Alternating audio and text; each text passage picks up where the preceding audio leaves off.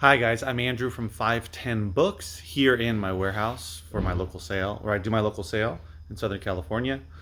And I got a comment today recently from a longtime viewer on a video that I made 6 months ago in regards to me having issues with Amazon in comparison to not having any problems with eBay, and just comparing those and contrasting those two, and being a reseller on both of those platforms in media. Of course, books and media is what I do: books, CDs, records, DVDs, video games, etc., audiobooks, all that kind of stuff, software occasionally.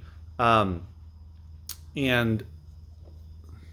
the question, well, the issue was, should he try to sell on eBay, because they're not currently doing that. They're doing FBA, fulfilled by Amazon, not having to hassle with keeping items to ship, because they don't have much space to store things like that. So, which is why I assume always been doing FBA, which is how I started. So they said, 6 months later, is it still the same? Should I try eBay? And he put forward some problems, issues. I jotted them down here, 5 of them. First one was, do I have to go through piles of junk at the thrift store? Well, hopefully it's not too junky, but go through a lot of items basically in order to find something, and then have to take a dozen photos for each listing, type out all the info on the listing page, choose the best shipping option, and then having to deal with customers, and etc. I'm sure there's others, but those are the ones that he listed. And I wanted to address each of them because, while there's no magic bullet, or there's no way to avoid these, there are things that you can do to minimize them, or to deal with them and make selling on eBay not so laborious and potentially awful for someone who's used to only selling FBA and just shipping everything out to an Amazon warehouse and being done with it, and just letting it sell, etc. The process there.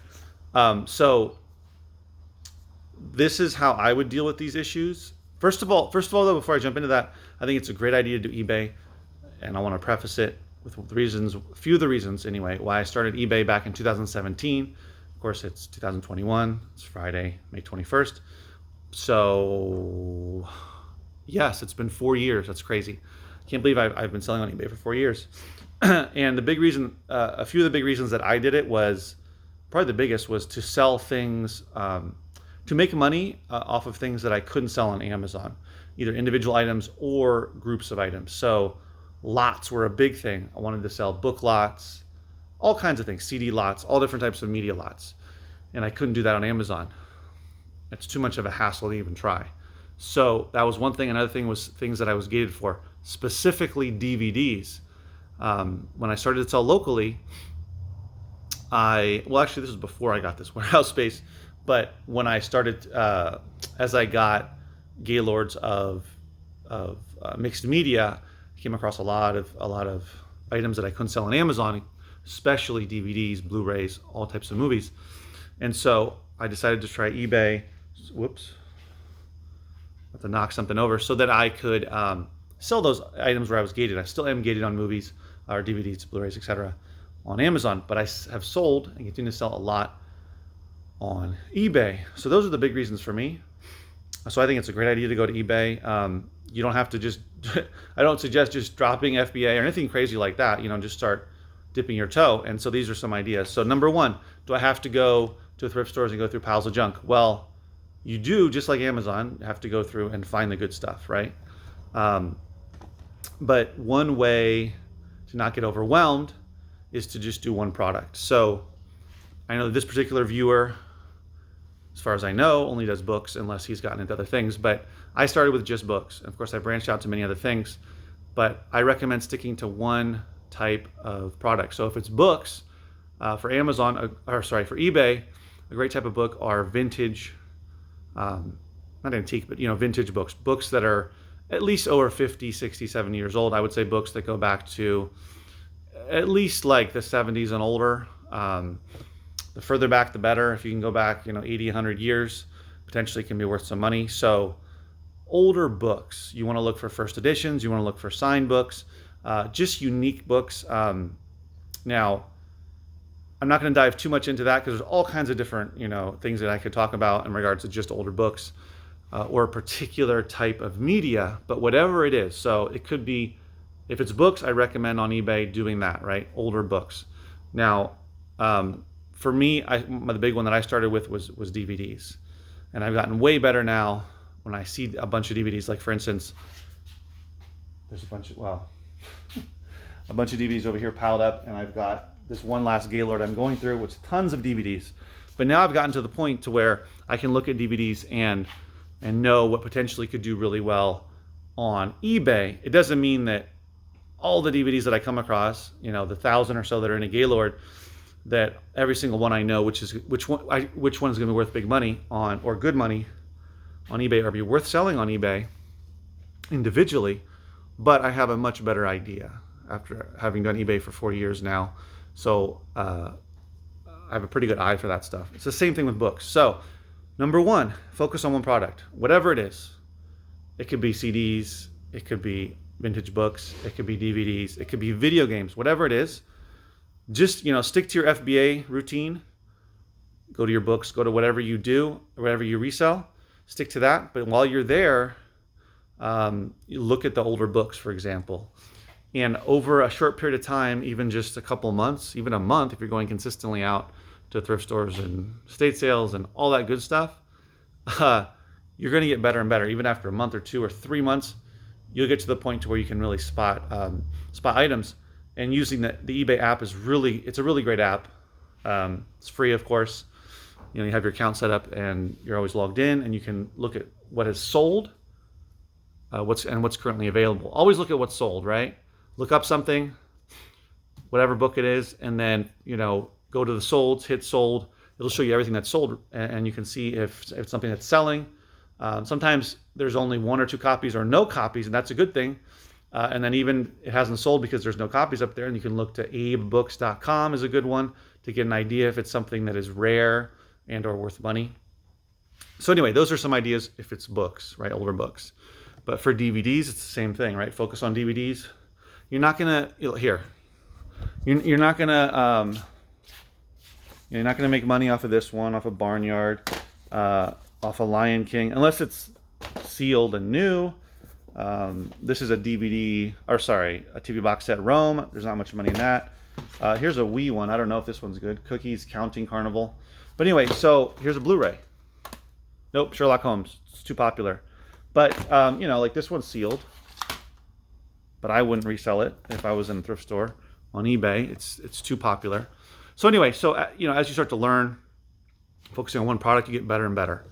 Number one, right? That's how to deal with going through piles of junk. You have to go through piles of junk anyway. So while you're there, you might as well focus on one type of product. Use the eBay app and just buy things here and there and try it out, right? Number two, taking dozens of photos. Unfortunately, this is something you just have to do on eBay, especially for unique items. So for things like, as an example, collectible books, yeah, you don't have to take a dozen photos, but you might take half a dozen, maybe 10. If there's any damage, you want to show that.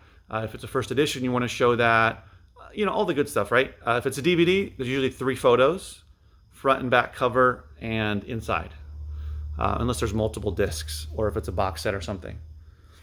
But yeah, you're gonna have to take photos. Now, there are stock images for certain items, but it depends on what you're reselling. If you're reselling on eBay more popular stuff there's photos of, then you can use stock photos. I don't like to do it, but there's kind of no way around it. Doesn't mean you have to take a dozen photos though. Sometimes you get away for 3 or 4 or 5. So, but it is something, so even though you have to do it, you can do it on your phone. So you can take a picture with your phone of the item and turn around, go in and list it and upload those photos. So you can do it just in your hand. You don't have to put them on the computer and all that stuff. I do that occasionally, but usually what I like to do is if I'm going to list stuff on eBay, or when I list stuff on eBay, for instance, a lot of when I'll do, DVD lots, CD lots, I'll do all the pictures in one morning of, let's say, 10 different lots, and then I'll have weighed them out. I'll have done all that as well. Whatever, but that's what I do. Um, all the information you need, and then if it's just an individual book, you don't. It's not going to weigh that much. You should have a scale anyway if you're doing Amazon FBA to weigh your boxes. So a book is, unless it's a giant book, they're not going to be that heavy. But you have to weigh it anyway to see how much it weighs. Hold on though. Hold that thought. So you can do it in batches, right? So if you have 10 books to list on Amazon or on eBay, do all your photos at once, and then either upload them to your computer or do it on your phone, whichever is more convenient or simpler for you.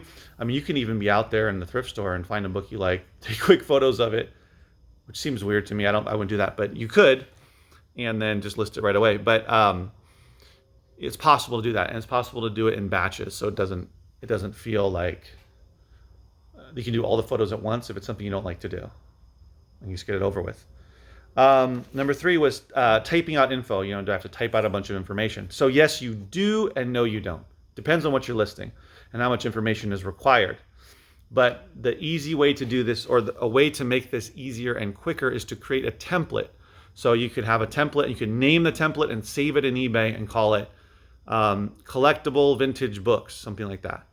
And then the title won't be the same, but it'll say,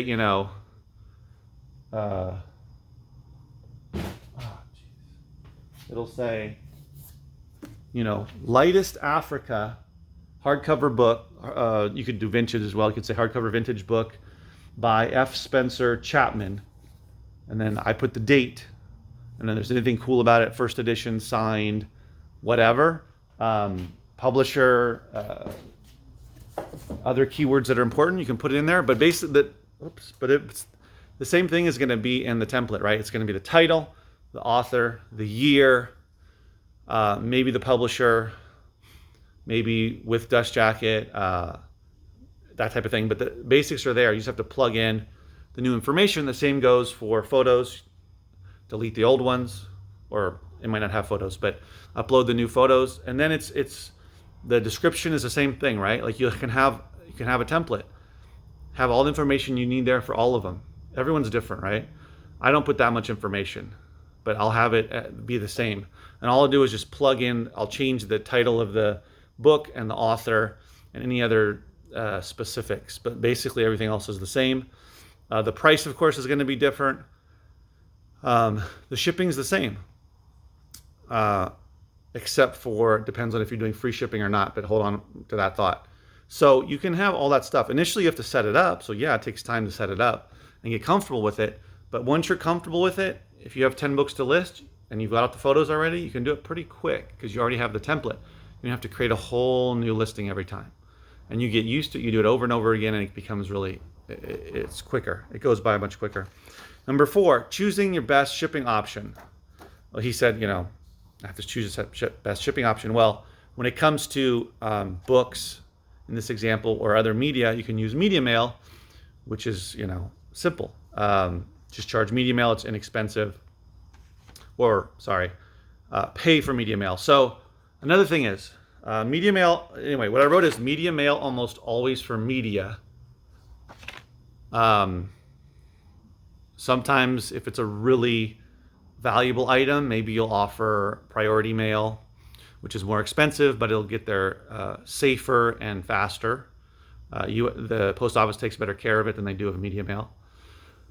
But for the most part, like 95%, I would say even more than that, like 98, 99% of the items that I list, my media items I list on Amazon, eBay, I keep saying Amazon, I don't know why, on eBay are media mail.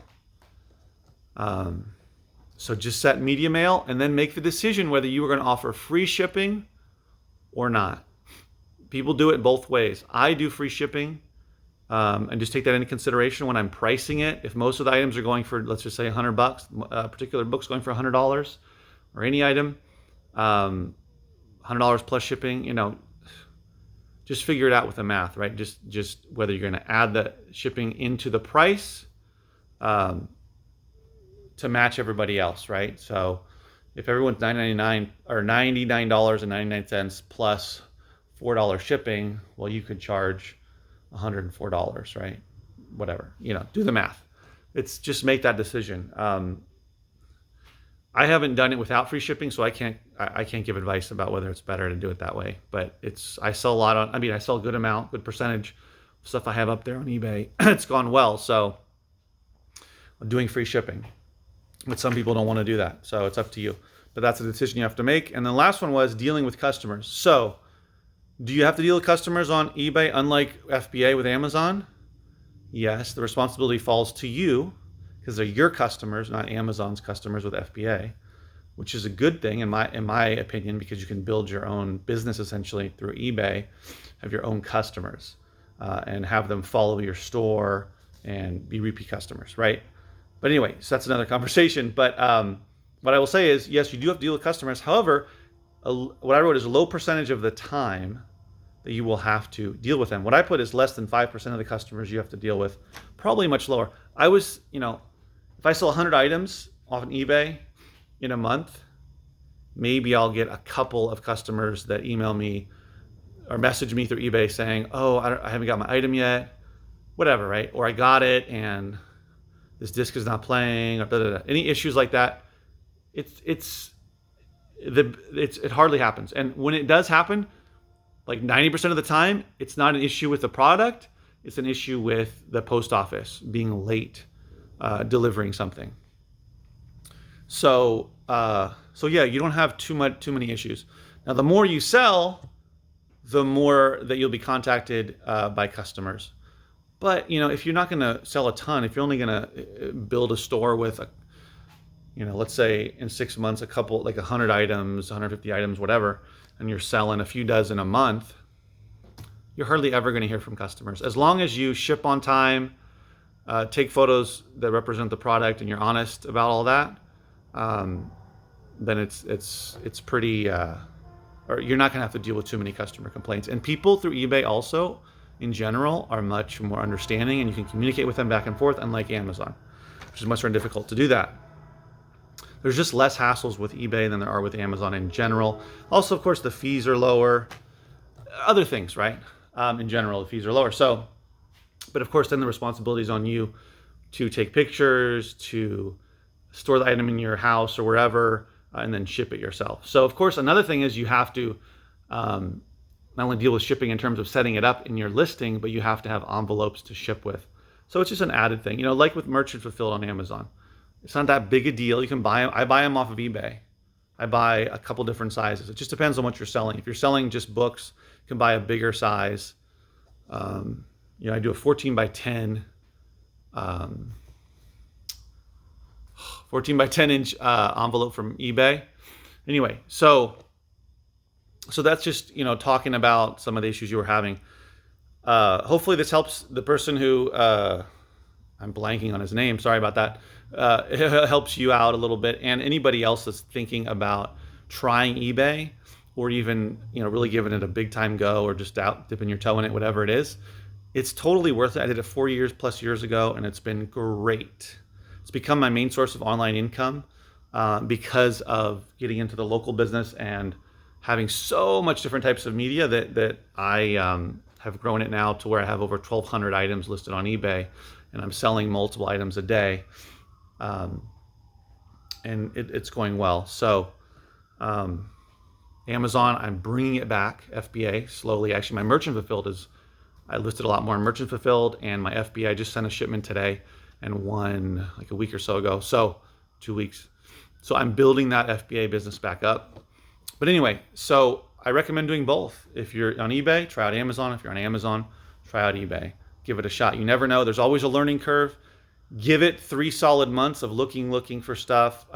Try it out. When you start getting those, especially for vintage books, when you start seeing those, $50, $70 sales, $100 sales, I mean, it's going to feel good. Hit up those estate sales, those garage sales. You never know what you're going to find. So thanks for watching, guys. Stay safe out there. Get vaccinated, and we'll talk later.